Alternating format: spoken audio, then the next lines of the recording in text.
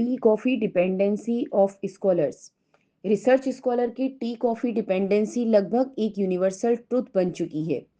Scholar चाहे coding कर रहा हो, लिटरेचर रिव्यू पढ़ रहा हो या थीसिस राइटिंग में डूबा हो, किसी भी स्टेज पर उसकी मेज पर एक कप ऑलमोस्ट हमेशा मौजूद रहता है।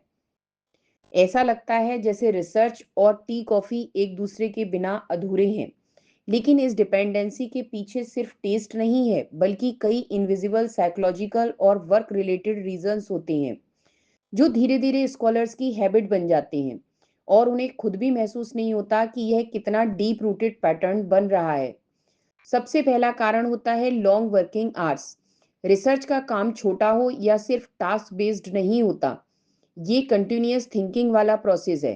कंसेप्ट समझना, मेथड्स कंपेयर करना, एल्गोरिदम्स रिकॉल करना, माइंड हमेशा एक्टिव रहता है। स्कॉलर को लगता है कि थोड़ा फ्रेश माइंड चाहिए, इसलिए छोटी सी ब्रेक लेकर एक कप टी या कॉफी ले लेता है। लेकिन ये छोटा सा रिफ्रेशमेंट धीरे धीरे रूटीन बन जाता है।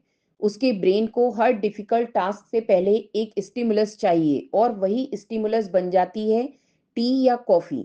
स्कॉलर सोचता है टी पीकर माइंड क्लियर हो जाएगा, फिर शुरू करता हूँ, और फिर यह प्रोसेस रोज रिपीट होता है। दूसरी वजह है लेट नाइट वर्किंग कल्चर।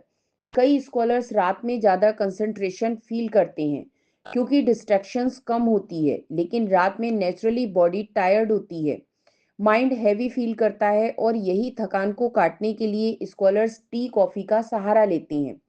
एक कप से काम नहीं चलता, फिर दूसरा आता है और फिर तीसरा, और स्कॉलर को लगता है कि ये नॉर्मल है।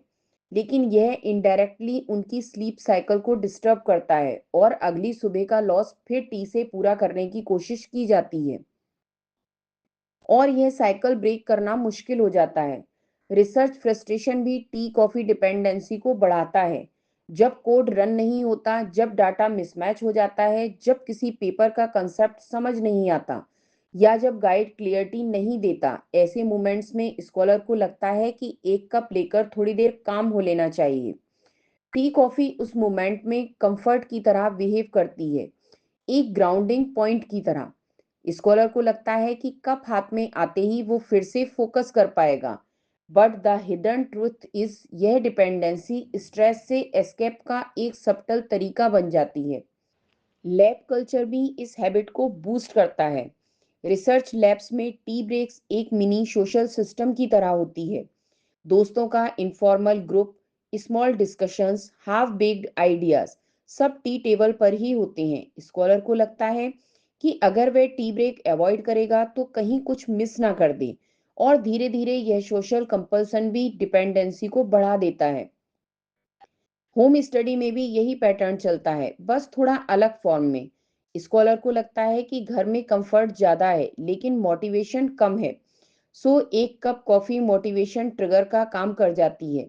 वह सोचता है कॉफ़ी ले लेता हूँ, फिर 1 घंटे फोकस में काम करूँगा। लेकिन वह 1 घंटे कई दिन तक लंबा नहीं चलता, क्योंकि स्कॉलर को स्ट्रक्चर्ड प्लानिंग और एक्सटर्नल गाइडेंस की कमी रहती है। विदाउट एक्सपर्ट डायरेक्शन वह माइक्रो ब्रेक्स पर ज़्यादा डिपेंड करने लगता है, और टी कॉफ़ी उसकी रूटीन को चलाने का टूल बन जाता है। कुल मिलाकर टी कॉफ़ी डिपेंडेंसी सिर्फ नशा नहीं है, ये stress, uncertainty, long hours, lack of clarity, self pressure और अनस्ट्रक्चर्ड वर्किंग का कंबाइंड आउटपुट है।